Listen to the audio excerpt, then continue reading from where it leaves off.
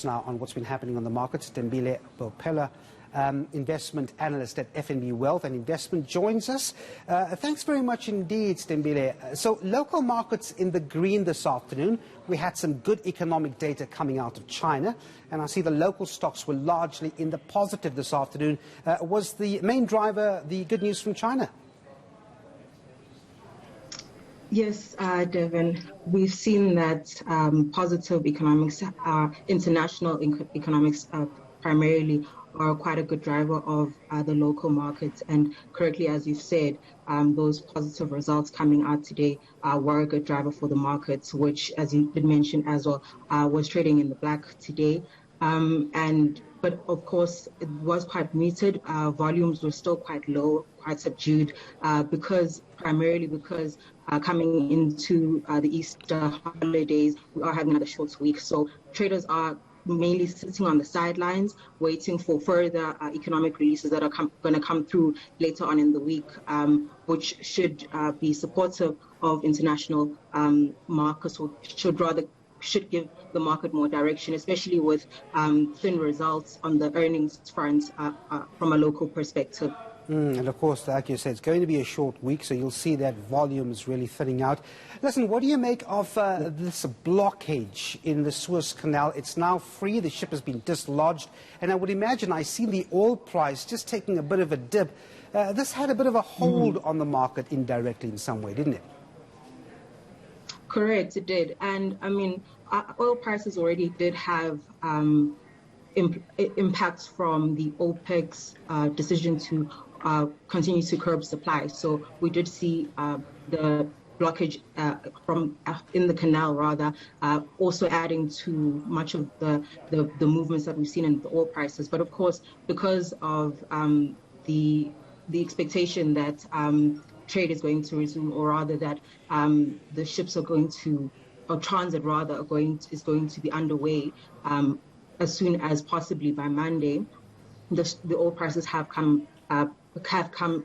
corrected rather following those reports. And it's quite interesting to know that about 12% of world trade actually flows through that canal. So it is a major route. So it did have a major implication for oil prices. So yeah, definitely. Yeah, we'll take a look and see what happens as this cargo flows through those gates. So not much happening on the company scene, but I want to get your take on SA Corporate Real Estate, saying today that the value of its property portfolio shrinking 1.4 billion rand to 16 billion in the year into December. That's affected its distributable income. But it's a story once again about, property companies we've seen just taking a hit from COVID-19, taking a hit from vacancies that went up. What's your take on their particular results?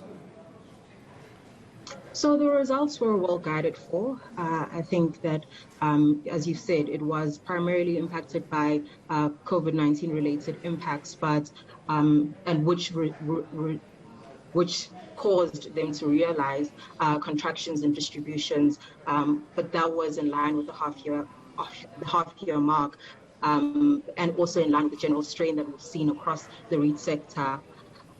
So yes, the top line and the bottom line did come under pressure, but as I said, it was pandemic-related effects, it was rental relief and deferments, it was higher impairments, it was negative rental reversions, just the general negative impact from the pandemic that affected the performance during the period. But it was, although a recovery in consumer spending there's still uncertainty around how long that's going to take, just primarily because of the economic conditions and the pressures that consumers are facing and are likely to continue to face going forward. But the results, as I said, was well guided and the shares were well received. And I mean, also the company continuing to pay distribution also, I think, was what was quite well received by the market. So the share we've seen performing very well year to date and even for the full year. So happy with that result. All right. Okay. Thanks very much indeed there for your time. Sithembile Bopela there from FNB giving us her market analysis. So Sally, that's where we